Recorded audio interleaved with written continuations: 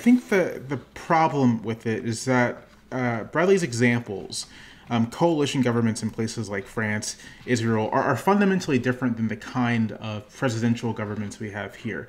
That in these coalition governments, where you can think of executive power as not necessarily being winner take all, the very fact that multiple coalitions can get together after the fact of an election and hash out exactly point of place within the coalition and can hash out who gets what in terms of governing means that there's an extent to which that executive power is shared. And so in a system where executive power itself is not winner take all, and setting aside questions of polarization and partisanship, in that kind of system, a party that does not win a plurality of the vote, but then forms a majority of the vote, but then forms a coalition with other parties to form a majority, and then the leader is chosen from, say, the largest vote share among those parties. That's just a completely different kind of scenario than we're talking about in the United States, where executive power is singular, where it's not tied to the legislature,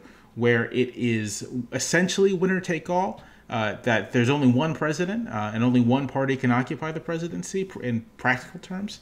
And in that kind of situation, it does become sort of democratically problematic for the winner to not have received a majority of the vote. First, I want to point out, responding to Jamelle, he addressed only kind of a minor part of my point, which was countries that use proportional representation, where, by the way, oftentimes the head of the government that leads that coalition that forms after the election is not the party that got the most votes. It's the party that got second or third most votes. But he ignores the part that's most relevant, which is countries such as the United Kingdom, New Zealand, India, Canada, Australia, all of which use systems that do not rely on proportional representation and consistent coalition building created after the election results.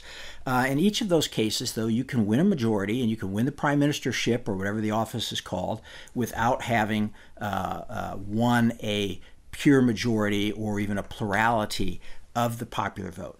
But what you have to win in all of those countries is a lot of votes. And you have to win, especially in a large country like the United States, India, Canada, Australia, geographically diverse countries, you have to win votes across a broad spectrum of interest. You know, the United States is very, very different. Montana is very different from New York City or New Jersey. And you have to put together a coalition that can carry that full regime.